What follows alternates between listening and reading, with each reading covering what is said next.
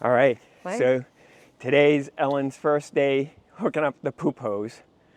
All right, so let's see what happens. Go ahead. Why are the gloves purple? Because they're not black. Oh, that does make sense. Oh my gosh. Really? Really? Yes, really. Oh man! Nice, huh? Yeah, that's nice.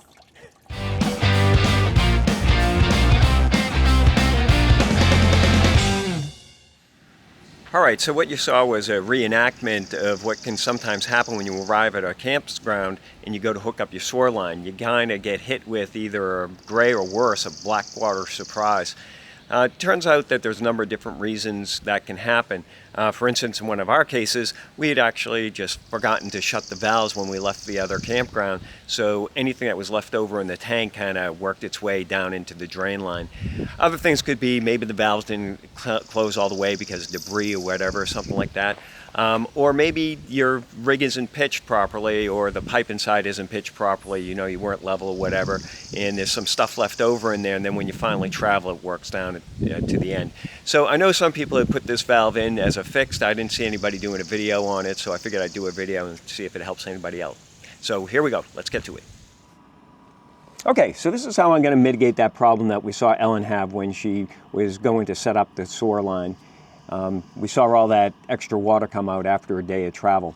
Whole lot of number of reasons why that could happen, and this is what I'm going to use to mitigate the problem. It's simple. I'm going to put in a gate valve here so that we can open this up, drain, all well and good, and then we close this up, let this continue to drain out whatever little bit is in there, and then nothing else will get in there as we're traveling. When we finally get to set up, we'll take this off, hook it up to the sewer line, and then pull this gate open, and we'll be ready to go to drain our tanks as usual. So you might notice that there's a square section here in between these two round sections where the pipe inserts. What that means is that if we cut the pipe and then insert it into this valve, this section right here is about as far as the pipe is going to insert, right up to this rim here, and it's similar on the other side. What that means is that the pipe is going to move out 1 inch. And I don't mind that.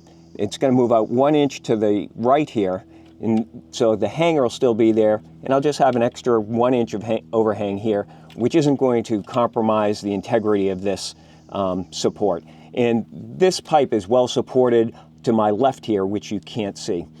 The thing that I want to watch out for is where I make the cut into the pipe.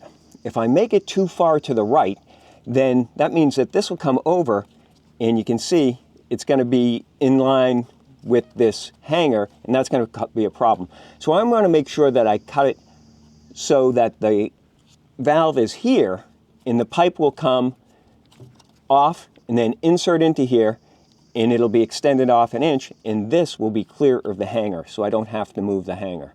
So what that means is that in order to do that, I'm going to have to make the cut right around, let's say, here. And I'll mark it with my Sharpie paint marker, right about there. So that's where I'm going to make the cut. And then what I want to do is, because the angle of this is already set and we know it's good, I'm going to make a couple of reference marks so that when I go to line it back up, I know that this is going to align basically with this section and all of this out here, just to make sure that I've got the same pitch, all right? So I'm going to make this a little bit more pronounced here so that I can follow the line. Doesn't have to be perfect, but somewhere right around there should be good. All right, so the tools you're going to need to do this, I'll put them over here so you can see. Obviously, and move this. You'll need a gate valve. I'll put a link to that below. I just use this level just to mark that line. Any straight edge will do. You'll need a Phillips screwdriver to take off the, loosen the hanger. There's a bolt behind there. This is 7/16 in my case, so you'll need that. You'll need the Sawzall And then I've got some PVC primer and cement that I have for other projects I've been doing, so I'll just use that.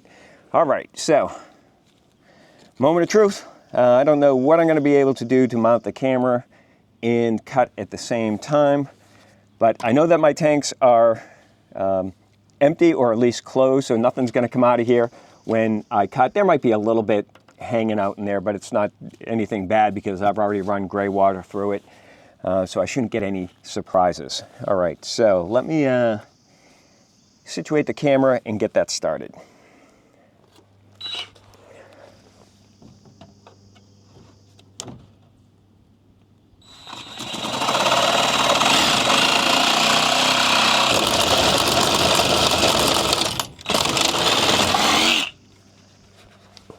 Well, there you go. That cut through like butter. It's completely cut. A little bit of binding on the other side, but not a big deal. There you go. All right, I'll now loosen this up just so I get some room.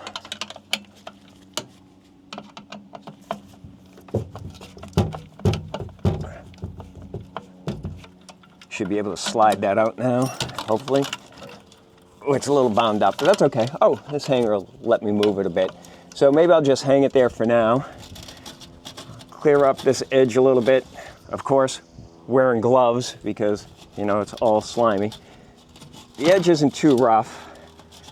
Backside feels a little rough, so I'll straighten that out. I think it's pretty good. What I'll do is I'll just dry fit this for now.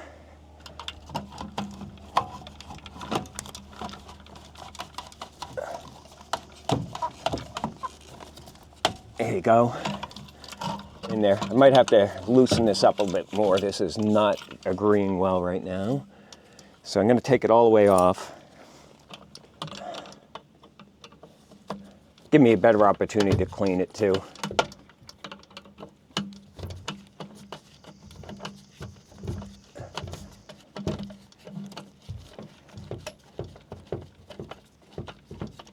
There you go. All right, so I'm going to have to loosen this up on this side as well, just so that I can slide the clamp.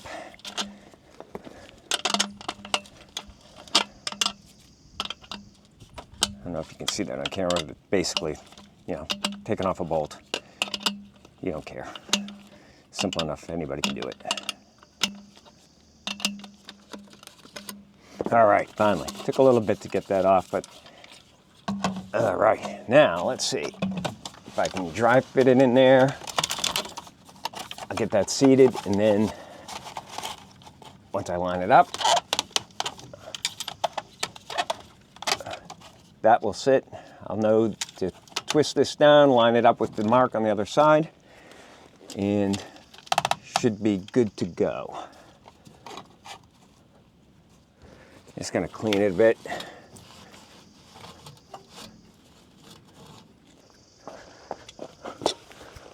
Of course, the primer and cement has sat for a while, so I'm gonna have to use this to get it off. And I got that open. I'm gonna pre-open the cement as well, just so I'm ready to rock and roll. All right, so put some primer on here.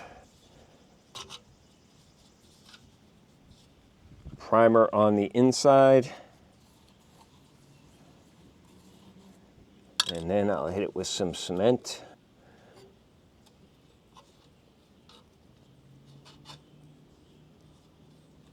And hit it on the pipe, internal of the pipe as well, or the valve. Make sure I don't get any on the gate valve itself, just on the inner diameter. And we'll put this in. Okay, it is seated. There you go. I got it all the way in. That actually bottomed out on that side, so that's good. And it is solid, so it takes nothing to set that up. Whew. So now what I'm going to do is I'm going to move that line. You can see it from the other side. I'm going to put this line right here just so I know roughly where I need to be to keep that angle. Already cleaned up in here.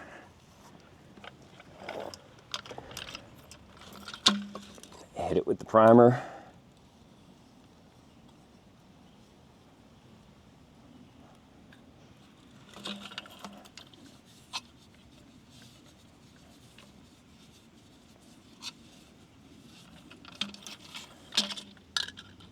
And I'll hit it with some cement.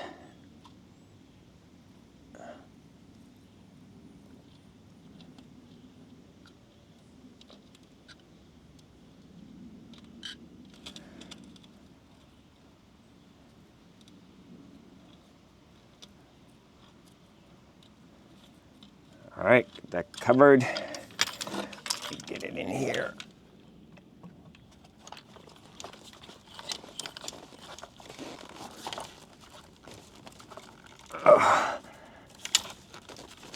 Okay.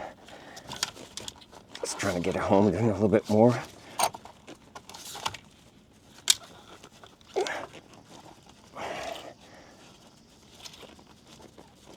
All right.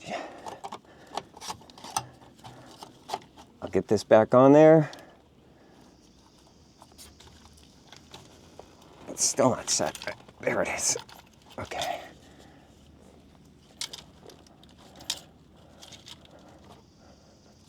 I'll get that bolt back on there. That's all there is to it. Gotta tighten up on the back as well. You can see I've got that lined up with that. Should be fine. Right there.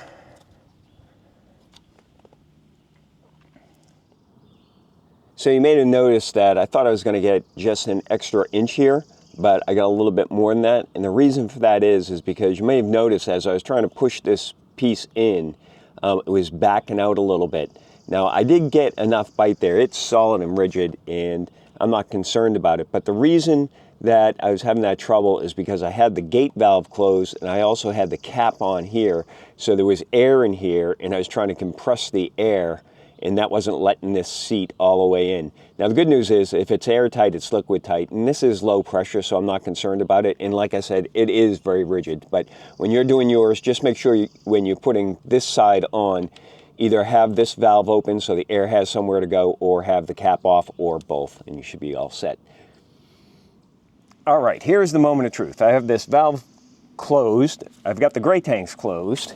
And as we can see, there's no liquid coming out of here.